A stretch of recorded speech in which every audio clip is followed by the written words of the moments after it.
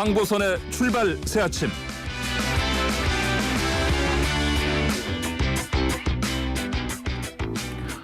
네, 5월 6일 아침 8시 정각입니다. 황보선의 출발 새 아침 3부 시작합니다. 여론조사의 모든 것을 속속들이 알아보는 시간이 왔습니다. 무릎을 닥치게 만드는 예리한 분석의 주인공 배추도사입니다. 인사이트 K 배종찬 연구소장 스튜디오에 나오셨습니다. 안녕하십니까? 안녕하십니까? 오늘은 청문회 배추도사입니다. 배추도사 배종찬입니다. 예, 청문회 배추도사님. 예. 자, 그렇다면은 김오수 전 법무부 차관요, 이제 신임 검찰총장으로 지명됐는데, 네. 청문회는 아마 이달 말쯤 열릴 것 같고요, 보니까. 네. 근데 박범계 법무장관이 추천하기 전에 저희 김 전 차관이 대통령과 국정 철학이 맞아야 한다, 이런 얘기를 했지 않습니까? 네. 이 발언에 대한 여론 반응 어떻습니까? 국민들은 이 발언이 중요했을까? 네. 신임 검찰총장은 대통령과 국정 철학이 맞아야 한다. 김오수 전 법무부 차관이 검찰총장 후보자로 지명이 됐는데, 예. 이 박범계 장관이 추천하기 전에 대통령 국정 철학과 맞아야 한다, 이렇게 이제 조건을 달았습니다. 예. 여론은 달랐습니다. 어허. KSY가 TBS 의뢰를 받아서 4월 30일부터 5월 1일까지 실시한 조사입니다. 자세한 사항은 조사기관의 홈페이지에서 확인 가능한데, 대통령 국정 철학과 신임 검찰총장과 상관이 크다, 이런 인선 기준에 대해서 어떻게 생각하는지 물어봤는데, 10명 중 6명 정도인 59%는 검찰총장은 중립 유지가 필수이므로 국정 철학 공유는 중요치 않다, 이렇게 응답을 했습니다. 예. 이 검찰총장도 국정 철학을 대통령과 공유해야 한다는 응답은 25.7%에 그쳤습니다. 아, 그렇습니까? 그러니까 이제 검찰총장이 대통령과 예. 이 국정 철학을 공유하는 것에 대해서는 국민 여론은 별로 중요하지 않게 생각하는 결과로 나타났는데, 더불어민주당 지지층에서도 이 중요하다 중요하지 않다가 거의 팽팽했거든요. 그렇습니까? 그러니까 절대적인 기준은 아니다라는 여론으로 나타났습니다. 그렇군요. 알겠습니다. 자, 그렇다면 이제 김오수 검찰총장 후보자에 대한 빅데이터 반응 어떻습니까? 네, 이게 빅데이터가 흥미롭습니다. 소셜 매트릭스 인사이트에 이제 김오수 신임 검찰총장 전 법무부 차관이죠. 예. 입력을 해봤는데, 좀 거론되기 시작한 시점이 한 4월 28일, 29일 이 시점이거든요. 예. 그 전까지는 전혀 거론되지가 않습니다. 거의 거론되지가 않거든요. 예, 누구야? 일단 존재감이 없죠. 일단. 그러니까 그런데 이제 예. 서서히 한 4월 28, 9일부터 좀 거론되기 시작합니다. 예. 그러다가 5월 3일 지명받자마자 누구야? 김오수? 예. 누구지? 이러면서 사람들이 그동안 몰랐던 예. 이 김오수 전 법무부 차관 신임 검찰총장 지명자에 대한 언급량이 이제 급속도로 이제 늘어났는데, 예.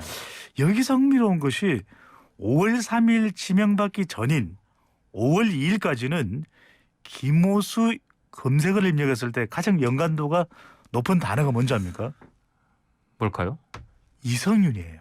아, 예. 그러니까 4월 중순에도 이성윤, 예. 유승윤 지검장. 네, 예. 4월 말 5월 2일까지도 이성윤 서울지검장이죠. 그러니까 예. 유력하게 검토되었던 이성윤 서울중앙지검장이 예.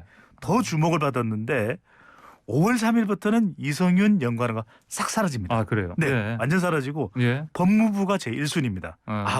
누구지? 법무부 차관 했어? 그다음에 이제 문재인 대통령. 예. 문재인 대통령이 임명한 사람이구나.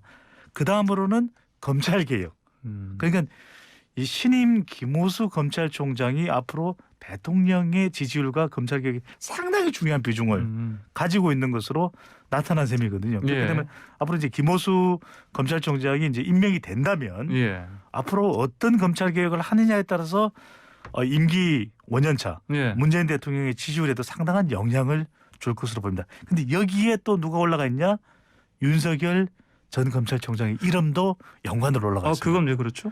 네. 그러니까 이제 앞으로 김오수 검찰총장이 예. 윤석열 전 총장 대비 어떻게 검찰 조직을 안정시키느냐, 예. 이끌어 나가냐, 이 부분도 상당히 중요해 보입니다. 세 가지를 주장했거든요. 예. 신뢰, 민생, 공정. 바로 이 부분을 검찰이 어떻게 받아들일지도 상당히 중요해 보입니다. 민생까지 들어가 있네요. 네네. 그러니까. 자, 김오수 전 차관 이제 새 검찰총장 지명자는 윤석열 전 총장보다는 그 뭐죠 사법연수원 기수로 3기수가 아마 선배였죠 아마. 그러니까요. 예, 그러니까 윤 전 총장은 예, 상당히 늦게 네. 사법고시를 패스를 했던 거죠. 예, 예, 그렇죠. 네. 예, 그러니까요. 알겠습니다. 자, 인사청문회 또 이제 장관들 거는 뭐 그저께 끝났고 네. 됐고 그 오늘부터 이제 이틀 동안 이제 김부겸 총리 후보자 네. 청문회가 있는데 이 김부겸 총리 후보자 여론 어떻습니까? 네. 김부겸 총리 후보자입니다. 오늘은 예. 이제 청문회 배추도사라는 말씀드렸는데 네. 집중적으로 파고 들어갑니다. 아 예. 한국갤럽의 자체 조사로 4월 27일, 29일 실시한 조사입니다.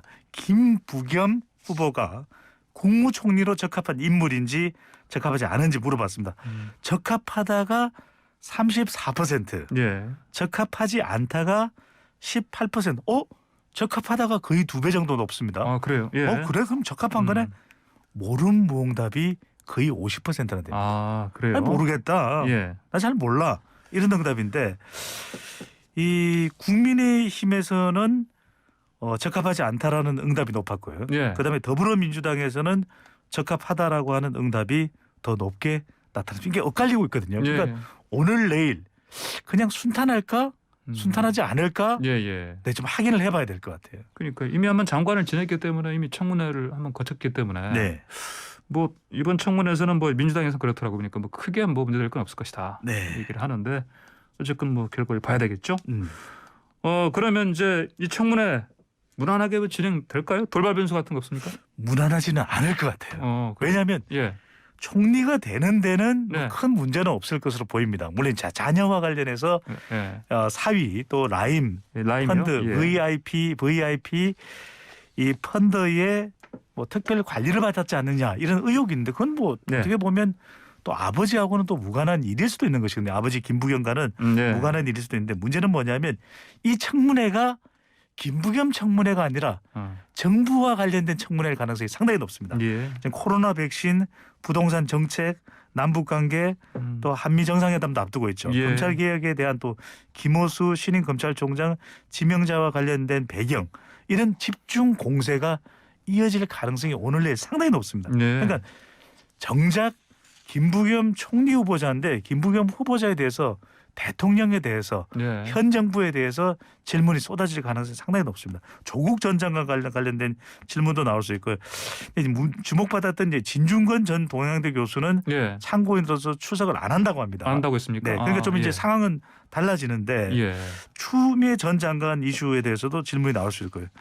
그다음에 모두 이제 대통령 관련 국정 현안과 관련된 질문이 상당히 쏟아질 가능성이 상당히 높습니다. 그러니까 김부겸 총리 후보는 이미 행정안전부 네. 장관 시절에 네. 장관이 될 때 청문회를 거쳤기 때문에 큰 문제는 없을 거 보이는데 예.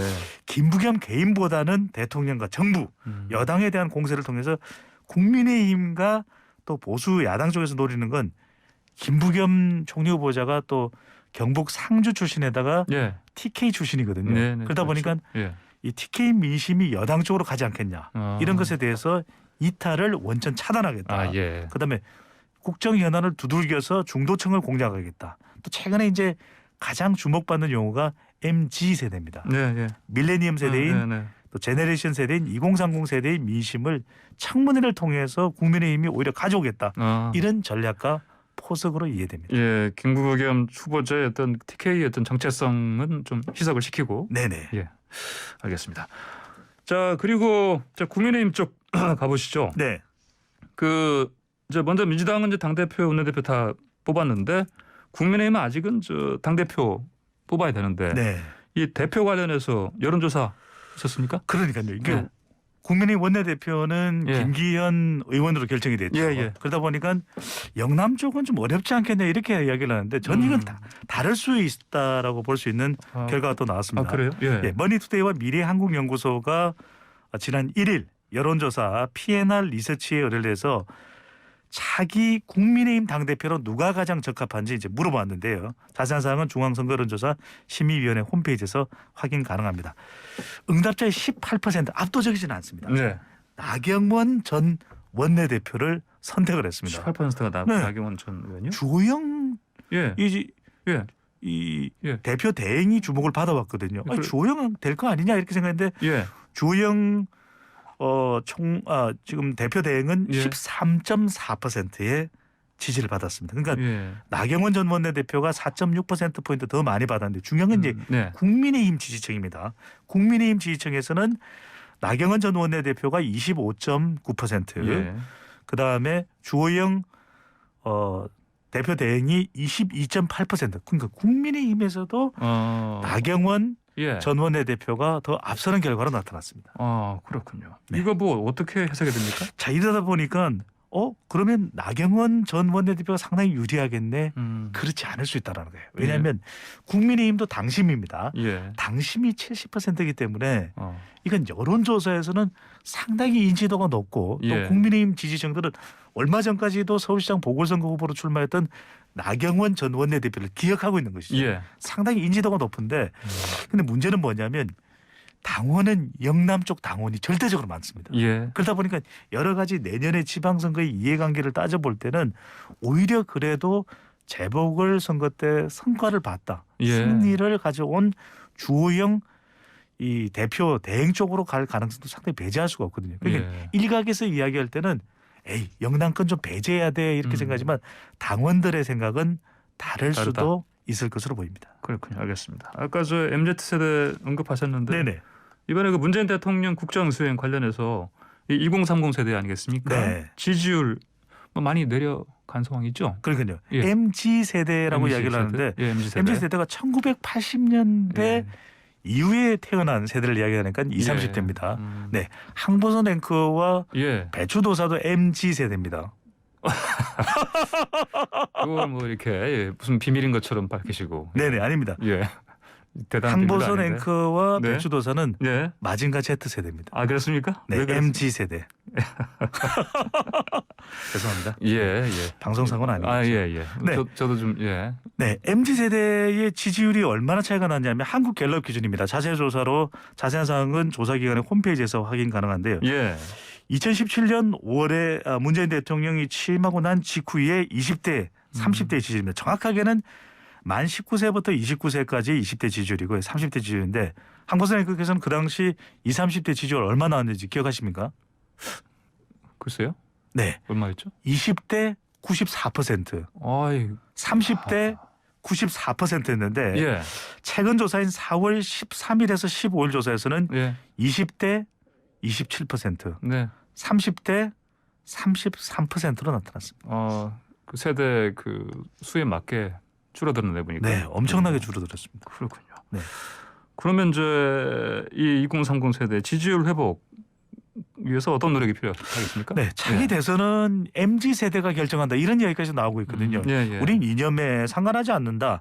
그래서 중요한 것이 이 2030 세대의 지지율을 회복하기 위해서 2030 세대에 대해서 안타고 아는 척하지 말 것. 네. 그러니까 정작 20대는 30대는 이 남자 이 여자라는 표현을 상당히 싫어한다고 합니다. 아 그래요? 아는 예. 척하지 말고 두 번째 있는 그대로 받아들이고 이해하는 과정이 필요하다. 세 번째 성과가 없더라도 소통하고 지속적으로 마지막 임기 1년 동안 열심히 노력하는 모습이 네. 중요해 보입니다. 그렇군요. 대통령 지지율 이전에 30% 법칙 그 말씀하신 적 있습니다? 네, 그렇습니다. 지금 이게 황추세 법칙이 되고 있기도 한데요. 아, 그래요? 예. 네, 네. 출발세 아침 법칙이 되고 있는데 30%의 법칙은 예. 대통령의 지지율이 30% 이상이면 그런 대로 정권 유지 가능하다고 보는데 예, 예. 30% 미만으로 내려가는 게 상당히 또 두려워집니다. 이번 조사에서 다음 대통령 선거 방향을 물어봤는데요.